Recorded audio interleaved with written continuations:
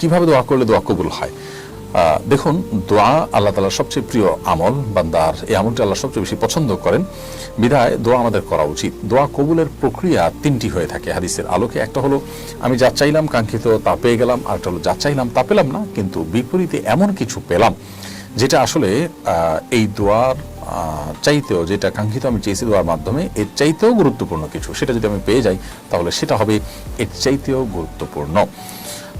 হতে পারে আমি আমার জন্য একটা জিনিসকে ভালো মনে করে আল্লাহর কাছে চাইছি, আল্লাহ তাআলা সেটা না দিয়ে অন্য একটা জিনিস দিলেন যা আমি আসলে চাইনি, অথচ সেটা আমার জন্য আরো বেশি ইম্পর্টেন্ট। এরকম অনেক সময় আমাদের দোয়া কবুল হয়।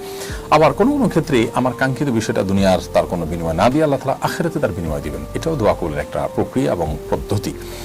তো সব ক্ষেত্রেই আল্লাহ রাব্বুল আলামিনের কাছে বান্দা কল্যাণের আশা করবেন এবং কখনো নিরাশ হবেন না। দোয়া কবুলের শর্ত পূরণ করে দোয়া করলে ইনশাআল্লাহ দোয়া কবুল হবে, সেই ব্যাপারে জোরালোভাবে তিনি আশা রাখবেন। আমি যে দোকানে চাকরি করি সে দোকানে মালিক মাঝে মধ্যে দোকানে থাকেন না, তখন দোকান বন্ধ করতেও নিষেধ করে যান।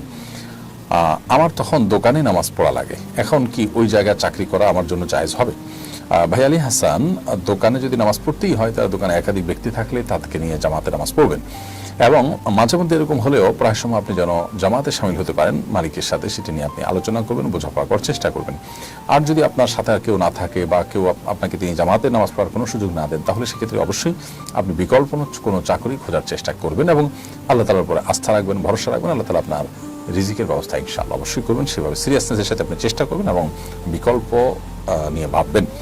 শামসুল ইসলাম আপনি লিখেছেন, আমার বয়স 35, আমি কোরআন হিফজ করতে চাই, আমি কিভাবে তা করতে উদ্যোগ নিতে পারি, পরামর্শ দিতে অনুরোধ করছি। ভাই শামসুল ইসলাম, 35 বছর বয়সে কেউ চাইলে কোরআন কারীম হিফজ করতে পারে। আপনার তেলাওয়াত যদি বিশুদ্ধ না থাকে তাহলে আপনার প্রথম কাজ হবে তেলাওয়াত বিশুদ্ধ করা। আপনার আশেপাশে কোনো মসজিদের ইমাম, খতিব, কোনো হাফেজ, এরকম কোনো ব্যক্তির শরণাপন্ন হয়ে তাদের মাধ্যমে কোরআন কারীমের বিশুদ্ধ করার কাজটি আপনি সবকিছুর আগে করবেন। এর পাশাপাশি আপনি যদি সুযোগ পান তাহলে সেক্ষেত্রে আপনার দায়িত্ব হবে হেফজ শুরু করে দেওয়া। কোনো একজন হাফেজে কোরআন যিনি কোনো একটা মসজিদে দায়িত্ব পালন করছেন অথবা কোনো একটা মাদ্রাসায় দায়িত্ব পালন করছেন, এক কথা যিনি হাফেজ, এরকম কোনো ব্যক্তির শরণাপন্ন হয়ে তার সহযোগিতা নিয়ে আপনি প্রতিদিন একটু একটু করে তেলাওয়াত করবেন এবং যেটা তেলাওয়াত করছেন সেটা সালাতের মধ্যে, নামাজের মধ্যে বারবার করে নফল নামাজে, ফরজ নামাজে আপনি পড়তে থাকবেন। ইনশাআল্লাহ আপনি এভাবে যদি ধীরে ধীরে শুরু করে দেন, আশা করা যায় আল্লাহ রাব্বুল আলামিন একসময় আপনাকে অবশ্যই তৌফিক দান করবেন এবং আপনি ইনশাআল্লাহ তাআলা আপনার কাঙ্ক্ষিত জায়গায় পৌঁছতে পারবেন, অর্থাৎ আপনি আপনার হিফজ সম্পাদন করতে পারবেন। আল্লাহ তাআলা আপনাকে সেই তৌফিক দান করুন, আমরা মনে প্রাণে আপনার জন্য দোয়া করছি। মুবাশশির আলী আপনি লিখেছেন, বর্তমান অনেক আলেম বিয়ের সময় মেয়ের সামনে বসে কবুল পড়ায়, এটা কতটুকু ইসলাম সম্মত? দেখুন, বিয়ের সময় মেয়ের সামনে বিয়ের আগদ হতে পারে যদি মেয়ে পর্দা পুশিদার মধ্যে থাকে, কোনো অসুবিধা নেই। পর্দা পুশিদার মধ্যে থেকে যদি আগদ হয় তাহলে সে আগদ অনুষ্ঠান জায়েজ আছে। আর যদি পর্দা পুশিদার খেলাফ হয় তাহলে সেক্ষেত্রে মেয়েকে উপস্থিত রেখে এমনটি করার কোনো কারণ নেই, কারণ পর্দা ইসলামের ফরজ বিধান, বিধায় সেই ফরজ বিধান বিবাহের মধ্যে লঙ্ঘন হলে সেটা কিন্তু নাজায়েজ কাজ হবে। বিধায় এই বিষয়টি খেয়াল রাখতে হবে যে মেয়ের উপস্থিতি যদি আগদ হয়ে থাকে সেখানে পর্দা ঠিকমতো হচ্ছে কি হচ্ছে না।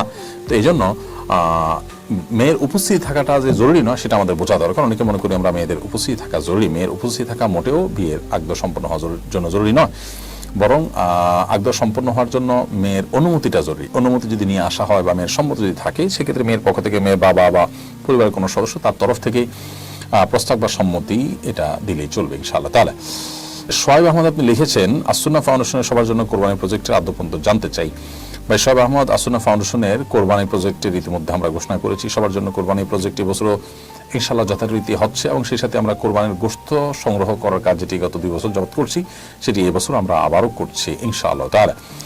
এই বছর কোরবানির একটা গরুর দাম 91,000 টাকা ধার্য হয়েছে, 7 ভাগের 1 ভাগ 13,000 টাকায় দেওয়া যাবে, আর ছাগলের দাম দেওয়া হয়েছে 15,000 টাকা। এবং বন্যা দুর্গত এলাকাগুলোকে এবার প্রাধান্য দিয়ে আমরা কোরবানির কাজ পরিচালনা করবো ইনশাআল্লাহ তাআলা। এবং কোরবানির জন্য আপনারা যারা আমাদের মাধ্যমে কোরবানি সম্পাদনা করবেন, অনেক প্রবাসী লোক আছেন বা দেশে থাকা অনেকে আছেন যারা আমাদের মাধ্যমে কোরবানি করতে চান, আপনাদের কোরবানিটা আমরা করে গরিব দুঃখীদের মধ্যে যে গোশত বিতরণ করে দিব ইনশাআল্লাহ। প্রত্যেকের কোরবানির কার্ডটা কোথায় হচ্ছে আমরা আপনাদেরকে SMS এর মাধ্যমে ইনশাআল্লাহ তাআলা জানিয়ে দেওয়ার চেষ্টা করব। লুবনা ইসলাম লিখেছেন, আমি কাউকে অভিশাপ দিয়েছি, এখন করণীয় কি? আপনি কাউকে অভিশাপ দিয়ে থাকলে আল্লাহর কাছে তওবা করবেন মাফ চাইবেন এবং তার জন্য বরং নেক দোয়া করবেন যাকে অভিশাপ দিয়েছেন, ইনশাআল্লাহ বিদিনে আল্লাহ তাআলা ক্ষমা করবেন। আল্লাহ রাব্বুল আলামিন কোরআন কারীমে বলেছেন যে মানুষ যে বদদোয়া দিয়ে থাকে আমরা এই জাতীয় বিষয়গুলোতে আল্লাহ সাথে সাথে কবুল করতেন, তাহলে মানুষ শেষ হয়ে যেত। ওয়ালাউ ইয়াজ্জালুল্লাহু আশ-শাররা ইসতাআজালাহুম বিল খায়র লাকুদিয়া ইলাইহিম আজালুহুম। মানুষের ভালো দোয়াগুলো আল্লাহ তাআলা যেরকম দ্রুততার সাথে কবুল করেন, মন্দ দোয়াগুলো যদি এরকম দ্রুততার সাথে কবুল হয়ে যেত তাহলে তাহলে মানুষ অনেক আগেই ধ্বংসপ্রাপ্ত হয়ে যেত। অতএব বোঝা গেল যে মানুষের ভালো দোয়াগুলোর মতো করে বদদোয়াগুলো আল্লাহ তার সাথে সাথে কবুল করেন না। বিশেষ করে বান্দা যখন তওবা করে ফিরে আসে তখন সেটির ক্ষতি থেকে আল্লাহ তাআলা বাঁচিয়ে দেন।